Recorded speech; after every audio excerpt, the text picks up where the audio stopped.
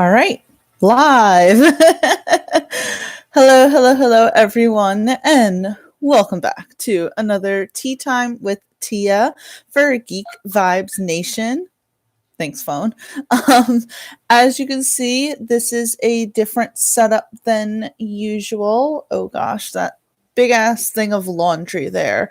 If you're quarantined like we are, you know that there's no real reason to do laundry. Where are you going? But we're in the bedroom because Polly is actually taking a nappy nap in the living room. It's just one of those days. I'm tired, he's tired. And I was like, but I really want to do a tea time, so why not do it in the bedroom? It's not that bad, right?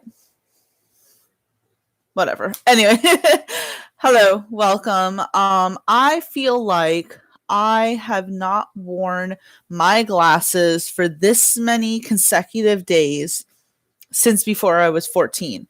I have been wearing contacts since I was 14. I am 30. So that is more than half my life that I've been wearing contacts. And normally, because I'm going obviously to work or doing things on the weekends, I'm putting in my contacts and putting on makeup. And I'm sorry, guys. I know that a lot of other YouTubers do the glitz and glam just for videos, and this video is going to be like 10 to 15 minutes, and I don't feel like spending 40 minutes on makeup.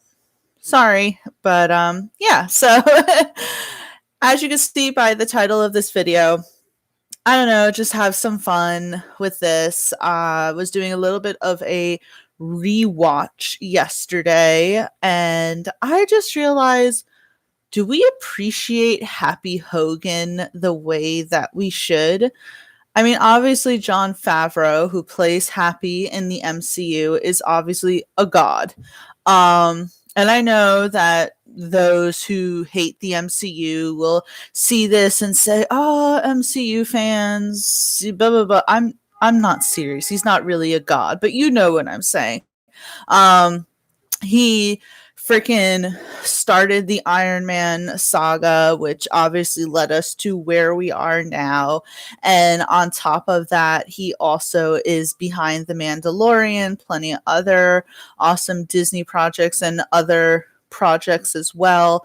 He's just a very talented person, whether it is in front of the screen or behind the screen. And Happy has always been Tony's like right hand guy, even though for most of it, I feel like for most of his appearances in the MCU, I feel like he's been obviously stern, grumpy. There's the irony there. His name is Happy, and he is most of the time not really happy. But we really got this, I think, development of his character in the Spider-Man movies and then also Endgame. So on top of being like number one for Tony, he has become sort of a oh god, what is it called?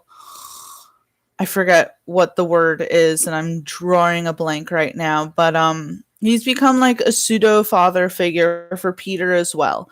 Whereas in Homecoming, we saw like it's funny. Okay, so you have Peter who in Homecoming is very eager to continue helping out Tony after the events of Civil War, and Happy is kind of like, stop bothering me, kid. And we see at some point Peter has even like sent a shit ton of text messages to Happy without Happy responding to any of them. But clearly Happy is relaying all of this to Tony, because we see several times in the movie that it's very obvious that Tony is getting these messages. He mentions the churro lady, and that's something that well, actually no, I think Peter left that in an actual voicemail to Tony, but you get what I mean. And at the end of Homecoming, when Peter shoots down Tony's offer to become an Avenger to stay the friendly neighborhood Spider-Man, Happy kind of says to Tony, "See, I told you he was a good kid." So obviously Happy has thought highly of Peter, even if he didn't really necessarily want to show it. And then in Far From Home, we have Happy not only loving Aunt May, but is always now around Peter. He's encouraging of Peter. I love this little interaction between the two of them in the beginning when he's like, Nick Fury's gonna call you. You can't ghost Nick Fury. But he's not really like angry. He's more so like, dude, I don't want to get in trouble with Nick Fury, so you better answer. And then throughout the movie, he goes and actively saves Peter, helps save his friends. And one of the reasons why I think I like Happy so much, obviously we had him in the first three, in all three Iron Man movies. So we got to see him there, how much he cared for Tony there. Obviously, he's been with Tony for a very long time, but in Homecoming, he says how important this job is to him. But to me, two of the standout scenes is one in Far From Home, where Happy is having this deep conversation with Peter after Peter has pretty much gotten his ass kicked by Mysterio. He tells Peter that, I know you looked up to Tony. I know that Tony was an idol to you. And believe me, I too care for Tony, but it's okay for you to be a mess and to make mistakes, because Tony was also a mess and made mistakes. And I really like that. I think that showed very much a deeper relationship, and with Happy and Peter, and definitely explored Happy's personality more. I absolutely loved Happy saying that he was in love with Aunt May. Again, like, you think, oh, here's this like very like, oh god, I hate saying like so much, I'm sorry about that, but he's not very fun loving, but here he is loving Aunt May. I love that. And then in Endgame, where he has that little moment with Morgan at Tony's funeral and telling her how he's going to get her all the hamburgers that she wants. I mean, that is so cute. I really do truly hope that Happy is helping out with Pepper, and obviously he still is with, he's still associating with Pepper, because he comes in Far From Home with a big ass check for Peter from Pepper. So that's really, you can see that it's like Happy has two kids pretty much. He has Peter and he has Morgan, and it's adorable. I just love Happy. I don't know where else he fits into the MCU now that Tony is gone, but I want more of him. Let him come back for the third Spider-Man. Just put him somewhere else. I don't care. Jon Favreau is too good to not have around. I know that he's got his hands full probably with The Mandalorian. I believe, if I heard correctly, The Mandalorian season 2 is kind of finished, but there's going to be a third Mandalorian season. So he's got his hands busy there. I don't know. I mean, it'd be cool if he came back to direct a Marvel movie. Who knows what he could direct, but I would be down for it. Absolutely. So I just love Jon Favreau. I just love Happy Hogan. And I don't think that anyone really talks about Happy at all. And I just want to talk about him for a little bit. So this is a very short appreciation for Happy that I think is very needed. Hang on.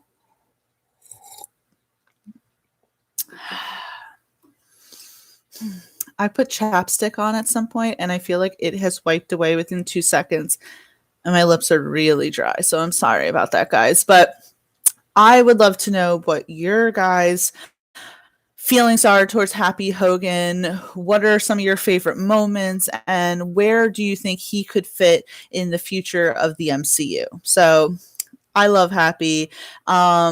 Let's move on. So when I say that I had, I want to explore some Marvel news, I know that the title was a bit misleading there, so I do apologize for that. I meant basically I'm going through my Google feed and I saw that there were some comments Marvel related, and I figured why not just comment on them. I have someone in, I've never done live chat before, so I do apologize if someone is watching this and I am not responding. I mostly do live streams on YouTube because I don't know how to edit. So I'm like, this is my way of doing a video. I'm sorry, I'm not that technologically advanced, but I have someone, Malin IK. Hey, what about the Venom 2? I don't know. What about the Venom 2? I will say I am excited for Venom 2. I'm probably in the minority of people who liked the first Venom, and I like Tom Hardy in the role of Eddie Brock. And that is the one thing. So yesterday I went back and I watched Homecoming, and we obviously saw Michael Keaton there as Adrian Toomes, and we saw in a Morbius trailer that he's clearly going to have some sort of part in it, whether it be big or small. He's going to have a part in Morbius, but I'm really hoping we get to see him in Venom 2, and we see Peter Parker in Venom. I just need, you know, a little, like, we're obviously seeing Morbius looks to be more so what segues the MCU and Sony's Spider-Verse kind of connecting more. I just need to see them all with each other. I just need to see Tom Hardy with Tom Holland, Peter Parker, Eddie Brock. I don't care how you do it, Disney and Sony, just do it. So yeah, it'd be actually hilarious to see Happy Hogan go with Peter to California to kind of help out with whatever is going on with Venom over there, because Aunt May's like, someone needs to go and help my nephew, even though he's Spider-Man. I'm still a concerned aunt. And then they love each other and get together, and it's a happy ending. But anyway, let's go through my Google feed of news. Let's see. So I'm just going to read I'll open up the thing. So, all right. So this is from Showbiz Cheat Sheet. Christopher Eccleston hated his MCU role so much he'll probably never return. Yeah, so if you didn't know, Christopher Eccleston is the guy who played Malekith, the dark elf dude in Thor: The Dark World. And I don't want to offend any Doctor Who fans out there. It is nothing against the actor himself, but I don't want you returning either. I did an article that is properly titled, "Is Thor: The Dark World the worst movie in the MCU?" Now, that is completely opinion-based. If you enjoyed it, do not feel bad for enjoying it at all. I am not here to shame anyone. I personally liked Suicide Squad. And I know that there are a lot of people out there who didn't like Suicide Squad. And I hate when people try and sit there and convince me that I should hate Suicide Squad as well. So I am not going to sit here and tell you that you should hate Thor: The Dark World. I did not like it. I thought that Eccleston's Malekith was incredibly disappointing, so boring, snooze fest. Brittany and I did a top 10 most disappointing or worst superhero villain or comic book villain, sorry.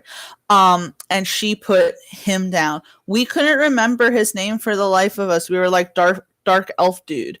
It was just, but to be fair, in my opinion, everyone was boring and bland in Thor: The Dark World. Loki was probably the only good thing to me about Thor: The Dark World. I liked the first Thor was okay. I liked Thor Ragnarok the best. That was the most exciting. That was when I felt all these characters got reinvigorated and I actually started caring about Thor. Before that, I really couldn't care less about Thor. And it's couldn't care less, not could care less. I'm sorry. That just bothers me. But yeah, so I couldn't care less about Thor until Thor Ragnarok. So to be fair, Christopher Eccleston, I don't really want you to return either as the Dark Elf, unless a he returned as a different character altogether, and it be with a different director. As I just stated, I did not like Thor: The Dark World. I didn't like Christopher. Well, I didn't like Chris Hemsworth in that. But when he got together with Taika Waititi, all of a sudden he blossomed, and he was great in Infinity War. He was amazing, a powerhouse in Endgame. So maybe under the right script, the right director, it would have been better. So I will say that is the only reason why I would want him to return to the MCU. Other than that, I'm sorry, I don't want you to return to the MCU either. So let's see if there's any other news.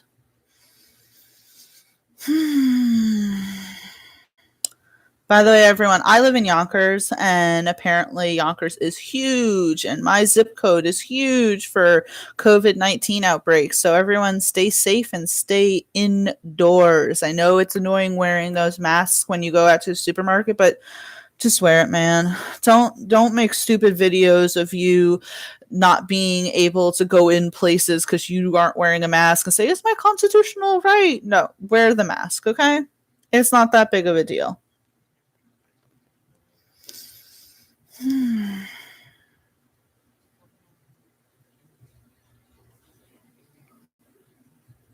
Sorry. According to Tribune, Indian star wants Ms. Marvel to stay true to its Pakistani roots. Yeah, I agree. Absolutely. If you're going to bring a character in who has those ties to, you know, a certain ethnicity and means a lot to, you know, a demographic of people, absolutely. Yeah. I hope that they do that correctly. You know, I mean, we saw how big Black Panther was to people. We're going to see how huge Shang-Chi is to people. Whatever you want to say about Captain Marvel, that was huge for us to have finally a female-centric movie in the MCU. So, yeah, absolutely. I mean, I think that you're going to anchor a lot of people if you don't stay true to her Pakistani roots. Disney Plus is coming out with a Ms. Marvel series, if you haven't heard. So if you're a fan of Ms. Marvel, and when Captain Marvel came out, you're like, where is Kamala Khan? She's coming. Don't worry. Whenever everything starts getting back together. Okay.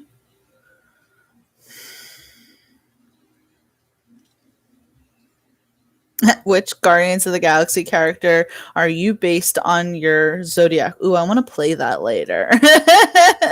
Oh, okay. So, Daredevil's Charlie Cox was supposed to be Superman. So, we did a story actually on this, that Charlie Cox was being eyed to play Superman in a scrapped Batman versus Superman. So long before Zack Snyder got his hands on these DC characters and Ben Affleck played Batman, Henry Cavill played Superman, there was in the early 2000s going to be another Batman versus Superman, and Charlie Cox was being eyed as Superman. No. Well, that says Superman. I had heard Batman and Jude Law for Superman, which would have been pretty interesting. Either way, you know, I love Marvel and I love Daredevil. I would love for Charlie Cox to come back in some sort of capacity as Matt Murdock. The actor himself has said that he has not been approached, but hopefully he's just lying. Hopefully everyone's just lying. And it's going to be one of those things where, remember when the first Iron Man came out, no one knew that Samuel L. Jackson was going to pop up as Nick Fury.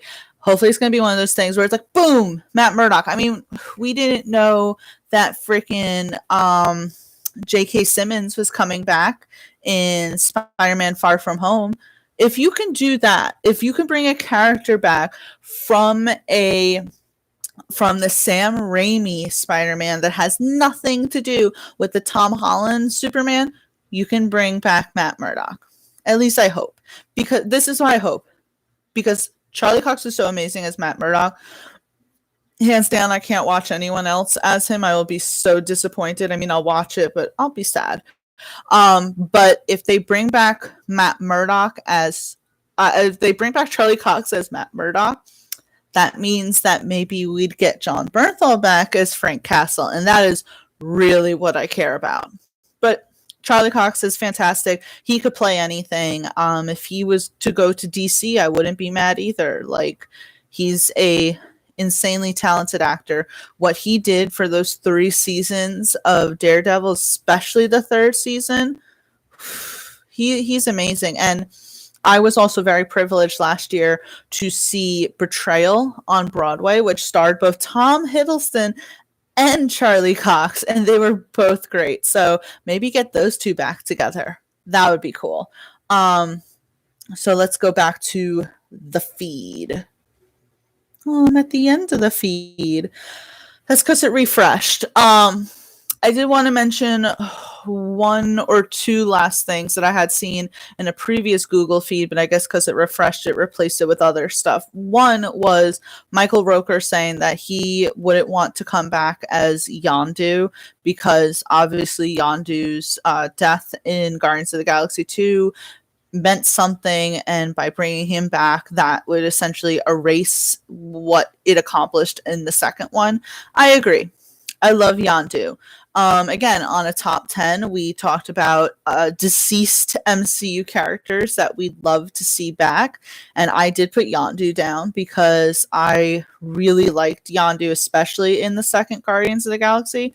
But I 100% appreciate what James Gunn and Michael Rooker, how they feel about the character, and how that it was that keeping him away is necessary to have the impact of that sacrifice. It's the same thing as we love Tony Stark. Should he have died at the end of Endgame? No, I don't believe so. But he did, and I think to bring him back would be completely going against the meaningful sacrifice that Tony, did at the end. So same thing. And one last thing to round this all out. Rob Liefeld. And I don't know if I'm going to get some flack for this because we did interview him about a year ago when he was coming out with his Major X comic book. I didn't interview him. But Rob Liefeld has not had a conversation with Marvel. Okay.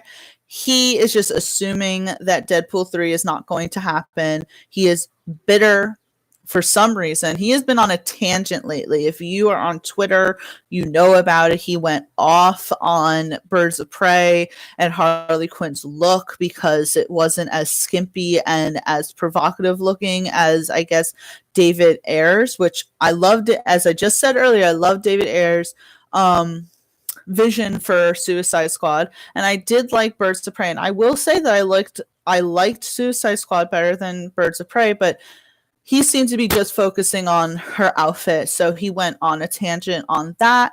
He went on some tangent. He's been going on a tangent on Marvel. He just posted something recently of Ryan Reynolds' Deadpool from Wolverine Origins, and then his Deadpool from Deadpool 1. And it was like, when the studio doesn't call Liefeld, when the studio does call Liefeld. And it's like, Ryan Reynolds had everything to do with that first Deadpool. You didn't. I'm sorry. I don't know what he's bitter about. I don't know if he thinks that he is just not transforming in this new realm of comic books. If things always transform. What was popular 5 years ago is not going to be popular now. There's a reason why things are called the golden age of comic books, the silver age of comic books, the this, because there's always going to be ages. So yes, Rob Liefeld, you created Deadpool, one of the best characters. Disney acquired Fox. That's just what it is.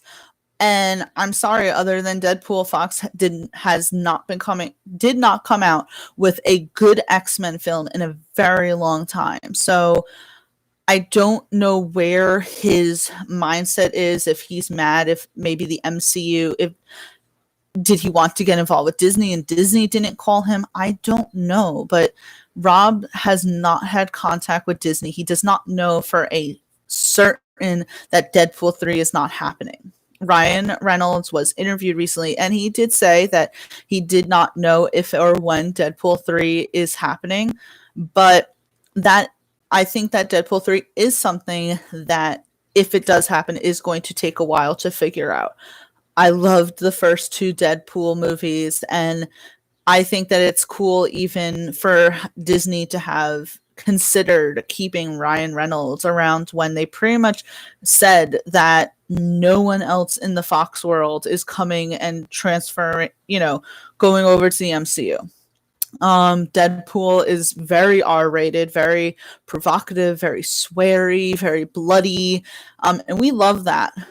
The reality is that doesn't fit into Disney. So what they're going to do, is it going to be separate from the MCU? Is it going to go into the MCU? Is it going to be PG-13?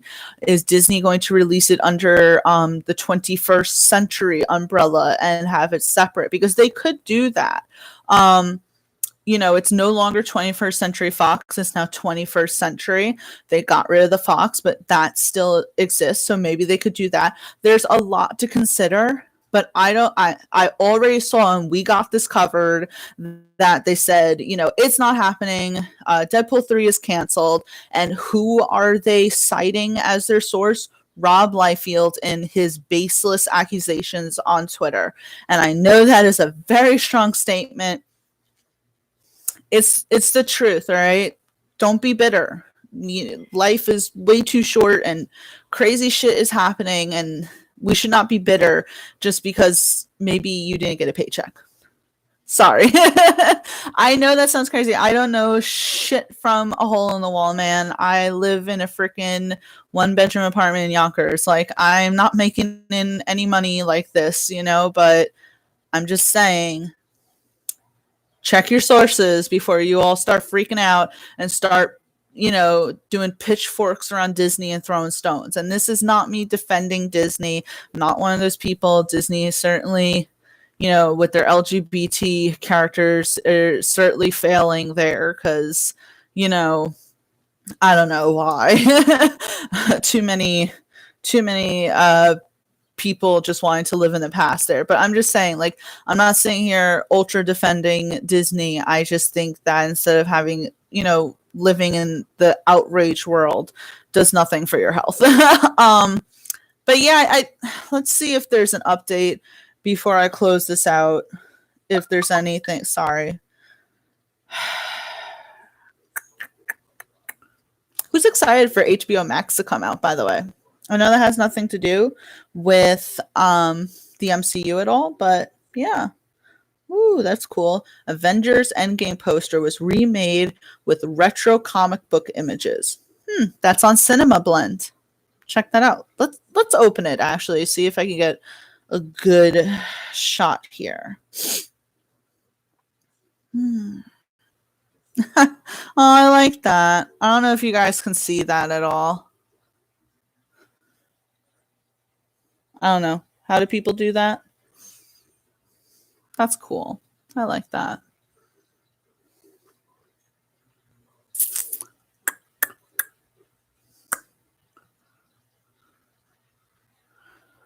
This thing keeps popping up 30 easy recipes that only need 6 ingredients. It's like, stop teasing me. I'm hungry enough all the time.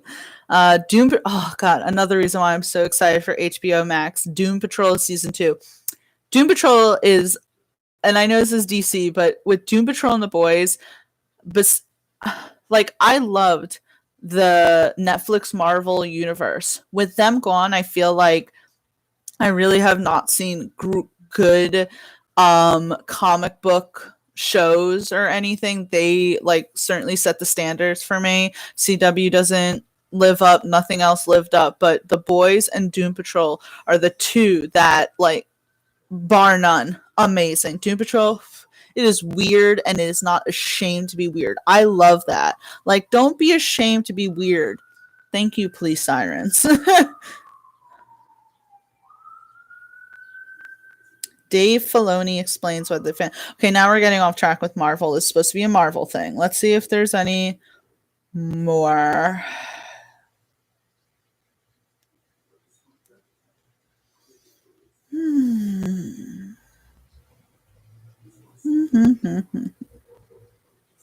Doesn't seem so.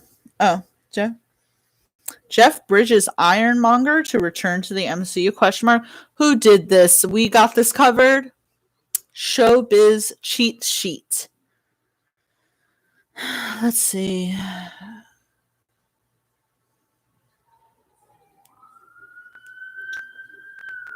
It's a whole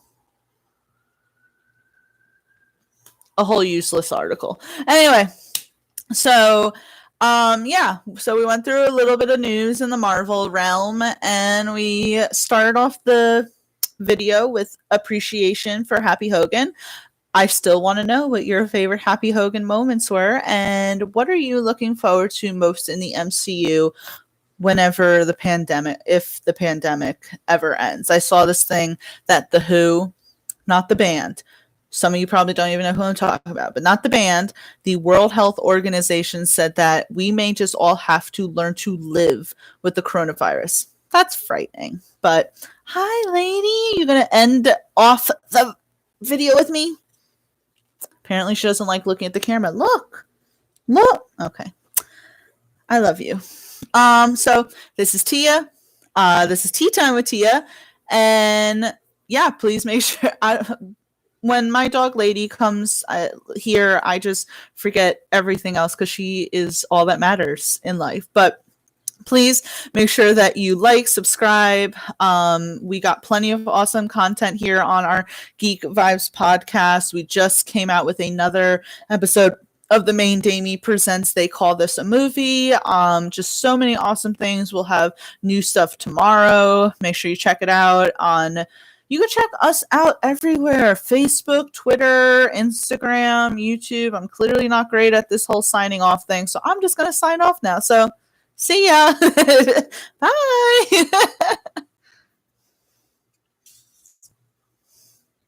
Why'd you